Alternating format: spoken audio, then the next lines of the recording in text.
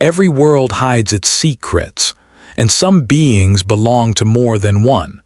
I am born of two worlds where science meets spirituality and reality collides with imagination. Welcome to the space between worlds. The night was silent except for the soft hum of dying engines. Smoke rose from the broken ship that lay half buried in the alien forest. Ethan, the only surviving human, pushed open the cracked door and crawled into the cold air. His suit lights flickered. He coughed, tasting metal and dust. Above him, the sky was filled with 2 moons and thousands of strange blue stars. He knew this was not Earth. The crash report said planet Theta 9, but he had never heard of it before. He looked around. Dark trees with silver leaves whispered in the wind, and the ground glowed faintly as if the soil itself was alive. Ethan took a deep breath. He tried to call the ship's comms. "Base, this is Ethan Cross. Anyone read me?" Only static answered. He tried again. No response. He was alone. Inside the wreck, sparks jumped from broken wires. The air smelled of burnt circuits. Ethan grabbed a small survival pack, a laser knife, a few food capsules. His helmet screen flashed red. Oxygen supply, 36 hours left. He needed to find shelter, maybe water. But most of all, he needed help. He turned on the emergency beacon. The light blinked once, twice, and then died. Power failure. He slammed his fist on the metal panel. "Come on," he shouted, his voice echoing in the forest. That was when he heard it, the sound of movement. Leaves rustled, soft but heavy. He turned quickly, knife ready. Yellow eyes blinked in the darkness. Shapes moved between the trees, low, silent, watching him. He froze. They were not human. They walked on 4 legs but carried themselves with intelligence. Wolf-like, yet larger, with thick fur that shimmered in the moonlight. One stepped forward, taller than him, muscles rippling under black fur. Its eyes were sharp, calculating. Ethan slowly lowered the knife. "I don't want trouble," he whispered. The creature tilted its head, studying him. Behind it, smaller ones peeked out. Cubs. They made soft, whining sounds. The big one, perhaps the alpha, growled low, warning him to stay back. Ethan didn't move. He had seen animals before. This was different. Their gaze felt aware. Suddenly, one cub stumbled forward, weak and trembling. It looked sick. The alpha barked sharply, but the cub collapsed, whimpering. Ethan's instinct took over. He knelt and opened his pack, pulling out a nutrient capsule. He placed it near the cub and backed away. The alpha growled again but did not attack. It sniffed the food, then nudged the cub toward it. The cub sniffed it, opened its mouth, and turned away. It refused to eat. Ethan frowned. He had seen starving animals before, but this one acted different. He gently moved closer, ignoring the alpha's warning. He crushed part of the capsule in his hand and mixed it with water from his bottle. Then slowly, he touched it to the cub's mouth. This time the cub licked it and ate. The other cubs watched. One by one they crawled forward as if following some invisible signal. Soon all of them were eating, but only when Ethan touched the food. The pack stared. The alpha's eyes narrowed in confusion. Ethan could feel their tension, but he stayed still, letting the cubs feed. He didn't understand what was happening either. Maybe his scent triggered something. Maybe the capsule reacted with his skin oils. He didn't know. He just knew they were no longer hungry. Hours passed. The forest became quiet again. The alpha sat a few meters away, watching him. Ethan felt a strange connection, as if this creature was trying to decide whether he was enemy or ally. He looked up at the alien sky. 2 moons hung side by side, one red, one blue. He whispered, "If anyone out there can hear me, I'm still alive." But no one answered. Later that night, Ethan built a small fire near the ship's wreck. He sat beside it, eyes heavy, listening to distant howls. When he looked again toward the trees, the pack was gone, but something else had changed. Tiny paw prints surrounded his camp, and near the fire someone or something had left a piece of raw meat, perfectly cut, almost like an offering. Ethan stared at it, his stomach turned. "Are they feeding me back?" he whispered. He didn't eat. He just sat there, staring into the flames, wondering what kind of place this was, where alien creatures acted with reason, where cubs refused food unless a human touched it. Something was wrong here, deeply wrong. Then far above, a soft humming sound passed through the clouds. He looked up. A faint red light blinked in the sky. A drone, Earth design, military grade. It was scanning. His broken beacon might have sent a pulse before dying. Ethan's heart raced. "Rescue," he whispered, but the drone didn't stop. It moved in circles, then disappeared toward the horizon. He realized the truth. It wasn't searching for him. It was searching because of him. The pack howled in the distance again, louder this time. The cubs' cries echoed across the valley, a haunting, human-like sound that sent chills down his spine. He felt something stir in his chest, fear mixed with wonder. He didn't know it yet, but the desperate call he made that night had reached far more than Earth's command center. It had awakened something ancient and waiting on this world, and it had tied his fate to the pack forever. As the fire burned low, Ethan whispered to himself, "If they can hear me, please send help." In the darkness, unseen eyes watched him from every direction, and somewhere deep in the forest, a soft mechanical voice replied in the alien tongue, "Signal received." The morning came slowly on Theta 9. The twin suns rose together, painting the forest in blue and gold light. The air shimmered softly, and the silver trees whispered as if sharing secrets. Ethan woke up near the dying fire. His body ached, his lips were dry, and his mind replayed the night again and again. The cubs, the alpha, the strange way they ate only when he touched their food. He sat up and rubbed his eyes. The piece of meat left by the pack still lay near the ashes. Flies didn't touch it. Even the air around it felt cold. He picked it up carefully and examined it. The cut was clean, almost surgical. "That wasn't from an animal," he murmured. "Someone or something made this." A sound broke the silence, a faint growl, low, distant, and deliberate. Ethan turned quickly, scanning the forest. Nothing. The forest seemed empty, but he could feel eyes on him, watching, measuring, waiting. He stood slowly, trying to appear calm. "I know you're there," he said aloud. His voice trembled slightly. "I'm not here to hurt you." No answer, only the wind. He looked at the glowing ground again. Strange symbols, like paw prints but in patterns, were burned faintly into the soil around his camp. They glowed soft blue. When he touched one, it pulsed with warmth. It felt alive. Suddenly, a shadow moved between the trees, then another. Ethan's pulse quickened. The pack had returned. The alpha stepped into the light first, tall, proud, eyes like liquid gold. The cubs stayed behind her, half hidden. The air filled with a low hum. It wasn't a growl, it was communication. A rhythm of sound, deep and slow. The pack was speaking to each other. Ethan stayed still, every muscle tense. The alpha came closer, her nose twitching as she studied him. She stopped just a few feet away, her breath misting in the cool air. The cubs whined softly. He raised his hand slowly. "It's okay, I won't hurt you." To his surprise, the alpha did not attack. She looked at him, really looked. Her eyes reflected something almost human. Curiosity, doubt, and beneath that, sadness. She made a short, sharp bark. The cubs moved forward. One carried a piece of fruit in its mouth and dropped it near Ethan's feet. He frowned. "You brought me food." The cub tilted its head. The alpha growled lightly and the cub retreated. Ethan stared at the fruit. It glowed faintly with the same blue light as the soil. He took a small bite. It was sweet, almost like honey.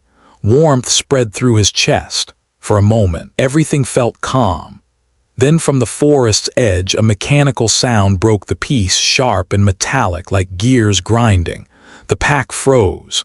The alpha turned toward the sound and growled fiercely. Ethan's blood ran cold. Not again. Through the trees came a glimmer of red, another drone. Smaller than the one last night, but closer, slower, as if hunting. It moved silently above the ground, scanning, a red beam sweeping across the trees. Ethan ducked behind a rock. Alpha did not move. Instead, she stepped in front of the cubs, baring her fangs. The drone paused, its beam locking onto her. Then it made a high-pitched whine and fired a thin, blue bolt. Ethan acted before he could think. He grabbed a metal shard from the wreckage and threw it at the drone. The shard hit the scanner lens, cracking it. The drone spun wildly, its beam flickering. The Alpha leaped, faster than any human could follow, and smashed the machine to the ground. Sparks exploded. Silence returned. Smoke drifted through the trees. The cubs whimpered softly. The Alpha stood over the broken drone, chest heaving. Ethan approached carefully. "You saved me," he whispered. She turned her head toward him, panting, and made a strange sound, a mix of growl and hum. It almost sounded like gratitude. He looked at the remains of the drone. The mark on its side was clear now, an Earth symbol, not alien, human technology. His stomach twisted. No, this can't be. The Alpha sniffed the broken metal, then looked at him. Her gaze seemed to ask a question. "Are you the one who brought this here?" Ethan shook his head. "I didn't call them, I swear." But even as he said it, he remembered the brief flash of the beacon last night. Maybe that single signal had called them not for rescue but for cleanup. To erase the experiment, to erase him. He sat down, exhausted. The pack slowly surrounded him, not in anger, but in a strange, cautious circle. The cubs sniffed his hands. Their eyes glowed faintly like tiny lanterns. The warmth he had felt earlier returned, stronger now, a pulse, a rhythm. His heartbeat matched theirs. Ethan's vision blurred for a second. He saw flashes, images that weren't his own. The Alpha's memory, her cubs starving, her confusion when they refused food, the moment he touched them and they lived. He gasped and stumbled back. The Alpha tilted her head again as if saying, "Now you understand." He whispered, "You can share memories." No answer, but the feeling stayed, a silent connection linking his mind to theirs. It wasn't speech. It was empathy, pure and raw. As night fell again, the pack remained near his camp. They didn't attack or run, they simply watched. Guardians, judges, witnesses. High above, another red light moved across the sky, bigger, slower, scanning wider. The drones were multiplying, and somewhere far away, a human voice echoed through the static of the machines. Subject 47 confirmed alive. Prepare for retrieval. Ethan didn't hear it, but the Alpha did. Her ears twitched. She looked up at the stars, growled softly, and moved closer to him. The Watchers were no longer just wolves, and Ethan was no longer just human. Something was changing between them, something powerful and dangerous. The night grew cold again, and in the silence of the alien forest, two hearts, human and beast, beat in perfect rhythm. The twin suns had already set when the first cold wind swept through the valley. A strange silence fell over the alien forest, the kind that made every creature hide. Only Ethan and the pack stayed in the open clearing, surrounded by glowing trees and the fading smoke from the broken drone. The Alpha stood a few feet from him, her fur shining under the silver light. She was strong, proud, yet her eyes were full of doubt. For the first time, she didn't know what to do. All her life, she had led her kind with power and instinct. She had fought predators twice her size. She had raised cubs through storms and hunger, but never had she met a creature like the human, one who could feed her young just by touching the food, one whose heart beat in rhythm with her own. The pack waited for her decision. Some of them growled softly, their tails stiff with fear. Others sat low to the ground, eyes filled with curiosity. The cubs huddled close to Ethan, trusting him completely. That alone made the older wolves uneasy. Ethan didn't move. He could feel the tension like invisible wires pulling at every heartbeat. He spoke softly, "I'm not your enemy." Of course, they couldn't understand the words, but maybe they could feel them. He reached into his pack and pulled out a small light stick. When he twisted it, a soft blue glow spread across the clearing. The cubs yipped in excitement. The Alpha stepped closer, cautious but calm. Her nose twitched. She could sense no danger from him, only warmth, only that strange scent that made her cubs eat. Ethan placed the light stick in the dirt and slowly backed away. "See," he whispered, "just light." The Alpha studied it for a long time. Then, to his surprise, she sat down. Not like an animal ready to attack, but like a leader making a choice. That night, Ethan built a better fire and shared a few food capsules with the cubs. He smiled as they ate eagerly. The alpha stayed back watching. She didn't eat, didn't sleep. Her golden eyes glowed in the dark, always fixed on him. In her mind, confusion raged like a storm. This human, this soft, two-legged creature, had done what no healer could do. Her cubs were alive because of him. But the old laws of the pack were clear. No outsider could stay. Still, could she drive away the one who saved her young? She raised her head and looked at the stars. Her ancestors had come from the skies long ago when fire reigned and the first packs were born. Maybe this human was part of that old story. Maybe he was a messenger from the stars, or maybe he was a curse. The alpha's claws dug into the dirt. She didn't like not knowing. Ethan sat by the fire trying to repair his comms. The screen flickered weakly. A single signal icon blinked, half green, half red. There was interference from the sky. He tried to send another message. Ethan Cross. Mission crashed, still alive, possible native contact, need extraction. Static answered. Then for a moment a distorted voice broke through. Do not trust biological, the message cut out. Ethan froze. Do not trust biological. What did that mean? Were they warning him about the wolves, or were they warning the wolves about him? He felt the eyes again, dozens of them glowing in the dark. The pack was awake, watching, but he wasn't afraid this time. He was connected. He could feel them through something deeper than sight or sound. The alpha's heartbeat pulsed faintly in his chest. Her anger, her confusion, they echoed inside him. He whispered, "You can feel me too, can't you?" The alpha stood, her fur lifting slightly in the cold wind. She took a slow step toward him. Her eyes met his, and for a split second, something flashed between them.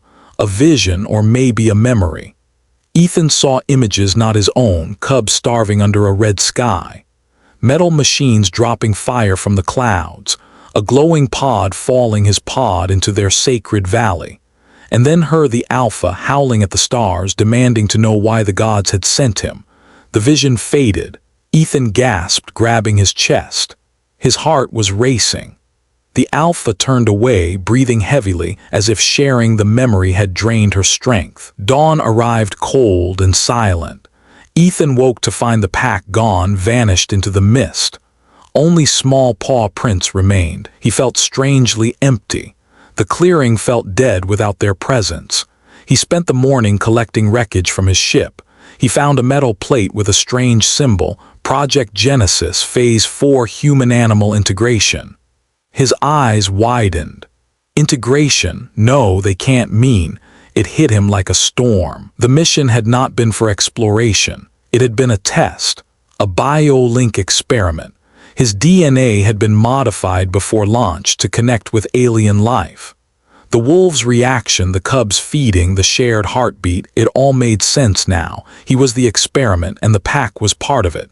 His hands shook as he whispered, "They made me one of them." At that moment, a loud howl rose from the distance, long, deep, and full of pain. It echoed across the valley like a cry for help. Ethan dropped the plate and ran toward the sound. Through the fog, he found one of the wolves lying near a fallen tree, wounded and bleeding.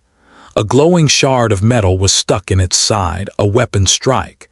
He pulled it out and used his medkit to seal the wound. The wolf trembled, then opened its eyes. Recognition, trust. It licked his hand once and then limped away into the mist. Ethan stood there, breathing hard, his heart pounding. He knew now he could not leave them. They were connected by something bigger than survival. Far above, another drone hovered silently, recording everything. Its lens zoomed in on Ethan's face. A mechanical voice whispered, "Subject 47 has bonded with Alpha species. Proceed to observation stage." And deep in the forest, the Alpha watched the sky. She knew danger was coming, but for the first time she didn't face it alone. The red glow spread across the sky like a wound. From the ridge, Rakhar watched strange metal lights fall, each leaving a burning trail through the clouds. The air hummed. The ground trembled, the machines were coming. Ethan worked fast at the crash site. He tore open panels from the wreck, searching for power cells, wires, anything that could work. Sweat ran down his face, his hands shook. He had only one idea: to repair the old signal beacon and send a warning. If the fleet heard it, maybe they would stop the attack, or maybe they would find him faster. "Come on," he whispered. The beacon sparked, then glowed faint blue. A soft tone filled the air, steady, rhythmic. He didn't know it, but that tone carried farther than any human signal before. It reached the machines, it reached the pack. Rockar's ears twitched. She heard it and felt pain behind her eyes. Her cubs whimpered. The healer growled. The human calls to the sky again. The sky answers with fire. Rockar faced the valley. The machines were landing, tall, spider-like hunters with red eyes and silver armor. They moved without sound. Every step burned the ground. The forest screamed. Ethan ran toward the ridge, waving. "Rockar, you have to move, they'll kill everything." The alpha didn't move. She looked at him, then at the cubs. Her heart fought between fear and duty. He had saved her children, now she would save him. She barked an order. The pack spread out in the trees, low and silent. Ethan could feel their energy, focused, ready.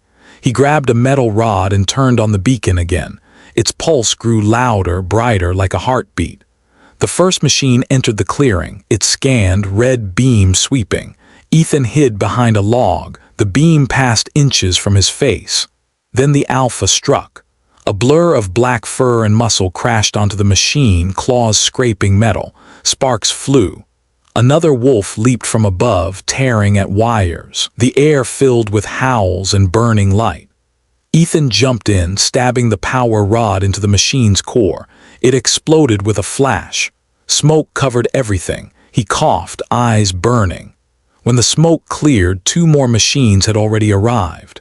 The pack fought like shadows, fast and fearless. But the hunters adapted, their weapons shifting, learning each move. One cub cried out as a beam hit the ground near it. Ethan ran, grabbed the small creature, and rolled behind a rock. His sleeve caught fire. He beat it out with his bare hand. Rockar saw the flames and roared. She attacked harder, slamming into another machine. Her strength was wild, desperate. The healer joined her, chanting low growls that echoed like thunder. The ground glowed brighter under their feet, the same strange blue light from the soil. It moved through them, through Ethan, through the cubs. Ethan felt it, an energy, a pulse connecting all of them. The machine staggered, confused. He didn't understand it, but he used it. He touched the beacon again, syncing its rhythm to the pack's heartbeats. The signal changed tone, rising higher, faster. Above, the human fleet received it. On a dark bridge, a commander frowned. New pattern detected, unknown source. For the first time, the purge order paused. Down below, the hunters froze, their red eyes flickered. Rockar didn't wait, she tore the nearest one apart. Ethan smashed the beacon shut. The tone stopped. Silence. The forest smoked. Bodies, metal and fur, lay scattered. Ethan dropped to his knees, gasping. Rockar limped to him, blood on her side. The cubs ran to her, crying softly. He reached out, pressed his hand to her wound. The glow returned, faint but steady. Her breathing eased. She looked at him, eyes dull but calm. For the first time, she didn't see a stranger. She saw part of her pack. Ethan whispered, "We did it." Rockar answered with a soft rumble that almost sounded like a word. Together, far above, the commander watched the silent screen. Signal lost. Subject 47 alive. Energy spike detected in alien biosphere. He turned to his crew. "Prepare containment, we're going down." The light in the sky began to fall again, bigger ships, heavier fire. Ethan looked up and saw them through the smoke. He knew this was not rescue. This was the end of hiding. He turned to Rockar. "They're coming for all of us now." The Alpha raised her head, eyes fierce once more. She howled, a sound that carried for miles, a call for every living creature in the forest. The answer came back from far away, hundreds of voices joining the cry. The war for Theta 9 had begun, and at its heart stood a human and a wolf bound by the same light. The fires burned for hours after the battle. Ash floated through the air like snow. The forest was quiet, too quiet. Ethan sat beside a fallen tree, wrapping his arm with strips of cloth. His fingers still trembled from the fight. Beside him, Rakhar rested, her side bandaged with torn fabric from his uniform. The cubs slept in a circle, their small bodies rising and falling together. For the first time since the crash, there was peace, but peace never lasts long on Theta 9. Above the clouds, another ship entered orbit. Its hull gleamed black, its lights cold and blue. Inside, a voice spoke through static. Subject 47 located. Hybrid specimens confirmed. Initiate retrieval. Down below, Ethan's wristband flickered to life. A voice he hadn't heard in years echoed softly. Ethan Cross, you survived. Stand by for extraction. He froze. Extraction, not rescue, the same word they had used when taking the first test subjects away. None had ever returned. Rakhar lifted her head. Her ears twitched. She could hear the voice through the static, feel the fear in him. He whispered, "They're not coming to help me, they're coming to erase me." The Alpha growled, low and dangerous. She didn't know his words, but she understood his heart. The pack moved closer around him. When night fell again, Ethan walked alone to the edge of the clearing. He held the broken beacon in his hand. Its blue light blinked once every few seconds, heartbeat, heartbeat, heartbeat. He remembered the lab, white walls, metal beds, the sound of children crying, not human children, creatures like the cubs, born in glass tanks, fed by machine. They had told him it was for peace, for healing worlds, for humanity first. He had believed them until he saw the cages. A voice echoed in his memory. Your DNA adapts quickly, Ethan. It bonds with alien cells. You will make the perfect bridge. He had escaped before the final tests. He thought he was free. Now he knew he had only brought their creation here. He sank to his knees. The cubs, they are me, he whispered. Part of me. Behind him, Rakhar watched. She came closer, her paws silent on the glowing soil. The blue light of the ground brightened as she stopped beside him. The glow spread, rising up her fur, moving through her like water. It reached his hand. The connection snapped open again, images flooding both minds. Rakhar saw his past, the white lab, the humans in masks, the pain, the escape. Ethan saw her memories, the endless nights of hunger, the cubs crying, the fear of losing them. And beneath it all, one shared feeling, the will to protect life. When the vision faded, Ethan gasped. Rakhar's eyes glowed brighter than before. For a moment he thought she might speak. Instead, she pressed her head against his shoulder, gentle, careful, a silent promise. He whispered, "You were never the monsters, we were." Thunder rolled across the sky, not weather engines. The new ship was descending, its spotlight cut through the clouds like a blade. Ethan ran back to the camp. They're here, the healer barked orders. The pack formed ranks. The cubs hid under roots and rocks. The Alpha stood tall, facing the wind. Metal pods dropped from the sky, hissing steam. Soldiers stepped out, humans in black armor, their rifles glowing red. They moved in formation, scanning, calculating. Ethan stepped forward, hands raised. "Stop. You don't need to do this." One of them aimed at him. By order of Earth Command, all unauthorized hybrids will be terminated. Stand aside, Subject 47. Rakhar snarled. The sound made the soldiers hesitate. Her eyes burned gold. Ethan shouted, "They are alive, they think, they feel. Don't you see what we created?" A gun fired. The bolt hit the ground near his feet. Orders are clear. Rakhar leaped. Chaos exploded. The forest lit with blue and red flashes. The pack attacked with fury, moving like wind and shadow. Ethan grabbed a fallen weapon and fought beside them. Every breath tasted of smoke and fear, but the soldiers were too many. One cub fell, then another. Ethan screamed, "Stop," but no one heard. He looked at the beacon still in his hand. The last power cell blinked weakly. He knew what he had to do. He twisted the wires, reversed the charge. The device began to hum, a rising, pulsing tone that shook the air. Rakhar turned to him, eyes wide. She knew the sound meant danger. He smiled sadly. "I'm sorry, but I have to end this." The beacon flashed white.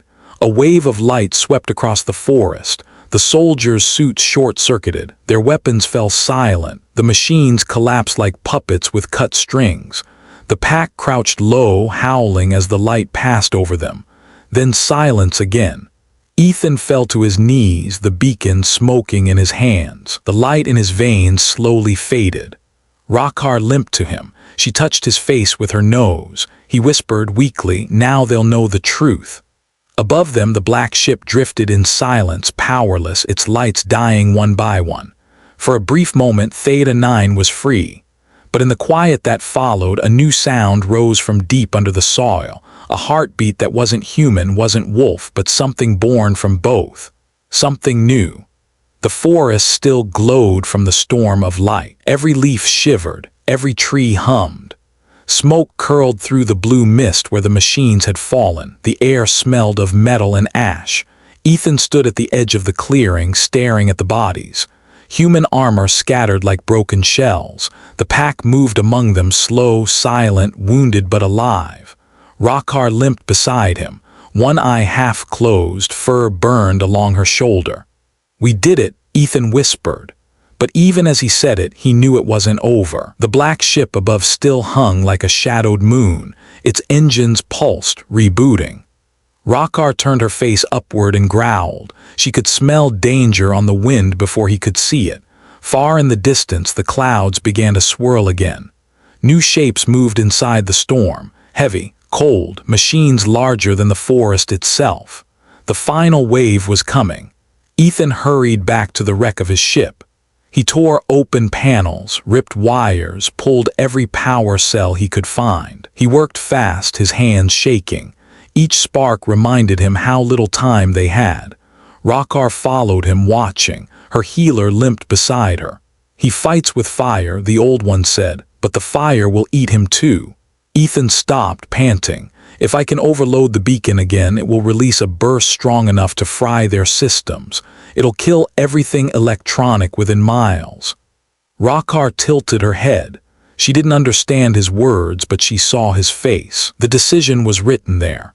"You will die," she growled softly. He met her gaze.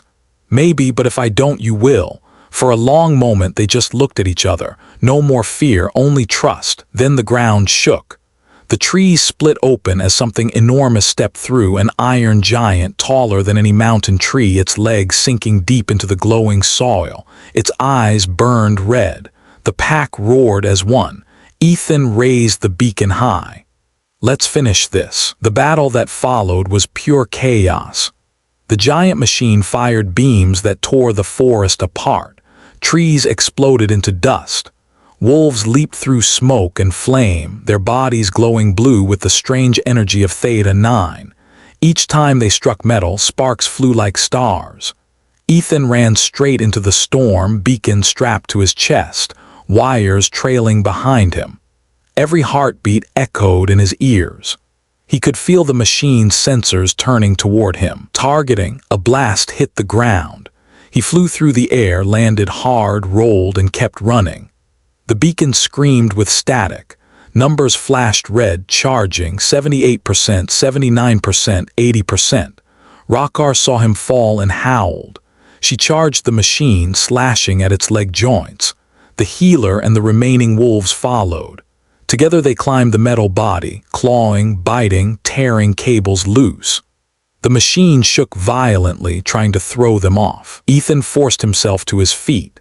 His lungs burned, his vision blurred. Almost there, he gasped. "Come on." He reached the base of the giant, opened the control panel, and jammed the last power cell into the beacon. "Rakhar, get back," he shouted. She didn't move. She kept climbing, higher, until she reached the top of the machine's head. She looked down at him one last time. Their eyes met across fire and smoke. He nodded. She understood. Ethan pressed the switch. White light exploded outward, blinding, silent, endless. For a heartbeat, time itself stopped.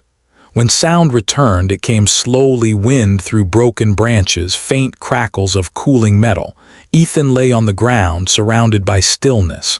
His suit was torn. The beacon lay shattered beside him, glowing faintly blue. Above him, the giant machine stood frozen, its red eyes dark. He tried to move, couldn't. His chest ached with every breath. "Rockar," he whispered. No answer, just the hiss of cooling steam.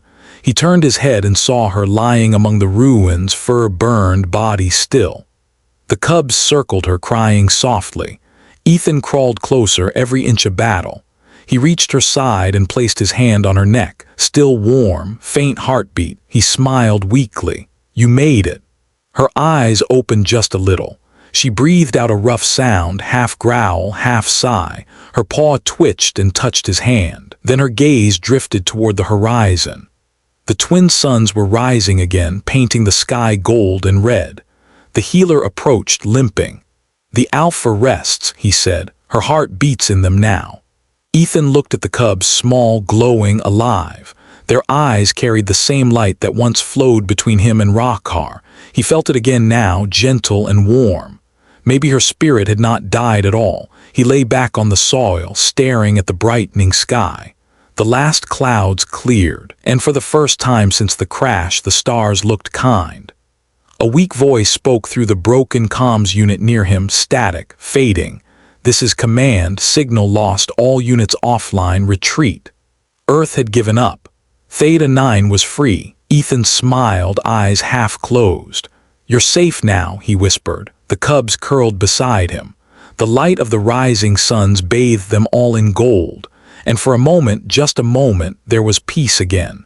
Dawn returned slowly to Theta 9. The twin suns rose over a world reborn. The forest, once blackened by fire and metal, now shimmered with new life. Ash mixed with soil. Steam curled from the ground like breath. Among the broken machines and twisted steel, small paw prints marked the soil, light, steady, alive. The cubs had survived. They moved together through the glowing forest, guided by the old healer. Their fur gleamed silver blue in the morning light. Each carried something different. One held a piece of torn cloth from a human suit, another a metal shard shaped like a pendant. They did not speak, but every motion carried purpose. At the edge of the valley they stopped. There, half buried in the soil and flowers, lay Ethan's body. He looked peaceful, as if only sleeping. The forest had already begun to claim him.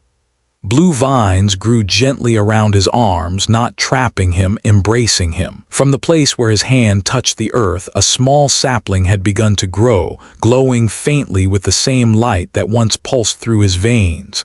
The healer bowed his head. "The bridge remains," he murmured. "The bond endures." The cubs circled closer. One of them, the smallest, stepped forward and pressed its nose to Ethan's chest. A faint hum filled the air, soft, steady, like a heartbeat. The cub looked up, eyes bright with blue fire. For the first time it howled. The sound rolled through the valley, low and beautiful. The forest answered back, echoes rising from every hill. The call spread far beyond what any living ear could hear, reaching deep into the planet itself, and something ancient stirred. Far above, the silent wreck of the human ship still drifted in orbit. Inside, dark monitors flickered alive one last time. A single message blinked across the screen, Subject 47 status, merged. The words faded. Power died. The ship drifted into the dark, leaving Theta 9 to its own story. Years passed. Seasons changed. The scars of war healed beneath silver leaves. The cubs grew strong, faster, smarter than any before them. They learned to hunt, to lead, to dream. They learned to speak to the forest as Ethan once had spoken to them, through calm hands, through kindness, through quiet courage. Rockar's spirit lived in them, the fierce will of the Alpha. Ethan's memory lived beside it, the heart of a human who had chosen mercy over fear. The healer grew old and watched the new pack thrive. One evening, under the light of both moons, he gathered them by the great tree that had grown where Ethan fell. Its trunk glowed with living veins of light, its roots deep and wide. He said, "This tree remembers. Its roots carry both bloods, beast and man. From it the world drinks peace." The pack listened in silence. The smallest cub, now nearly grown, looked up at the stars and asked softly, "Will he ever return?" The healer smiled. He never left. He pointed at the glowing branches above them. They say every spark in those leaves is his breath. When you run under them, he runs with you. The cubs raised their heads, eyes bright. Then together they howled, not a sound of sorrow, but of joy, echoing through the endless forest. Centuries later, travelers from another world would land on Theta 9. They would find no cities, no machines, no signs of war. Only vast forests glowing softly at night, and among the trees, creatures with golden eyes and calm hearts, neither human nor beast, but both. The travelers would study them, whispering in awe. They move like wolves, one would say, and yet look at their faces.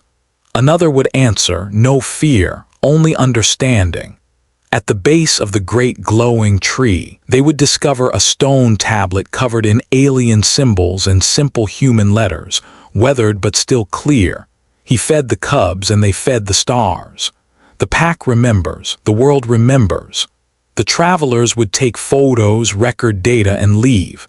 But none of them would ever forget the feeling they had there, a warmth deep inside, as if someone unseen was still watching, still protecting, still whispering, live, learn, be kind. And so, the legend of Ethan Cross, the human who became one with the pack, spread beyond the stars. In stories told around campfires, in data logs, in quiet dreams, his name returned again and again. Some said he became the spirit of Theta 9 itself. Others believed he was reborn in every cub that dared to love something different. But the truth, the forest knew, he never died. He simply changed. Under the twin suns, the great tree glowed brighter, its branches stretching toward the sky like arms reaching for home. A soft wind moved through the leaves, carrying a single whisper. We were never meant to conquer this world, we were meant to belong to it.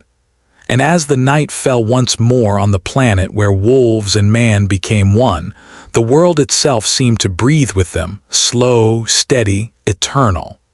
The end.